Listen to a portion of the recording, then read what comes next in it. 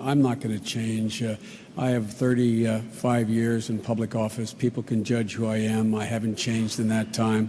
And by the way, a record of change. I will place my record and Barack's record against John McCain's or anyone else in terms of fundamental accomplishments.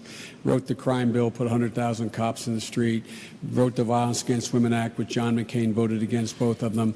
Was the catalyst to change the circumstance in Bosnia, led by President Clinton, obviously. Look, I understand what it's like to be a single parent. When my wife and daughter died and my 2 sons were gravely injured, I understand what it's like as a parent to wonder what it's like if your kid's going to make it. I understand what it's like to sit around the kitchen table with a father who says, I got to leave, champ, because there's no jobs here. I got to head down to Wilmington, and when we get enough money, honey, we'll bring you down. I understand what it's like. I'm much better off than almost all Americans now. I get a good salary as United States Senate. I live in a beautiful house. It's my total investment that I have. So I am much better off now. But the notion that somehow, because I'm a man, I don't know what it's like to raise 2 kids alone. I don't know what it's like to have a child you're not sure is going to make it.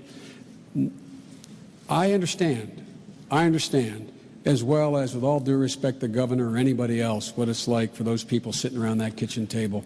And guess what? They're looking for help. They're looking for help. They're not looking for more of the same. Governor.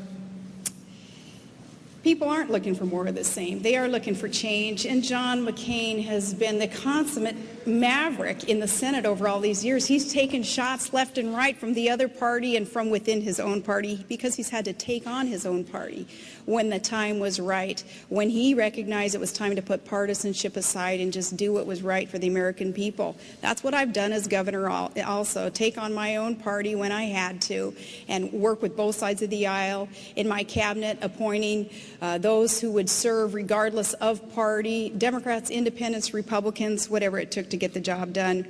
Also, John McCain's maverick position that he's in, that's really prompted up to and indicated by the supporters that he has. Look at Lieberman and Giuliani and Romney and Lingle and all of us who come from such a diverse background of policy and of partisanship, all coming together at this time, recognizing he is the man that we need to lead in these next 4 years, because these are tumultuous times. We have got to win the wars. We have got to get our economy back on track. We have got to not allow the greed and corruption on Wall Street anymore. And we have not got to allow the partisanship that has really been entrenched in Washington, D.C., no matter who's been in charge. When the Republicans were in charge, I didn't see a whole lot of progress there either. When the Democrats either, though, this last go-around for the last 2 years.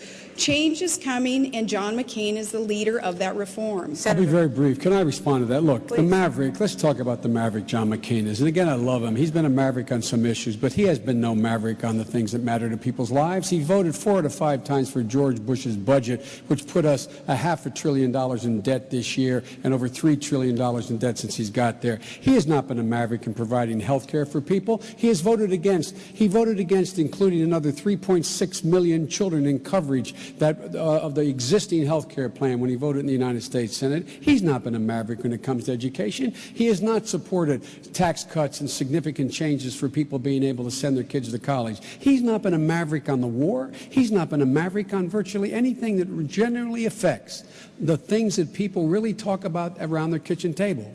Can we get mom's MRI? Can we send Mary back to school next semester? We can't make it. How are we going to heat the house this winter? He voted against even providing for what they call LIHEAP, for assistance to people with oil prices going through the roof in the winter. So maverick he is not on the important critical issues that affect people at that kitchen table. Final question tonight.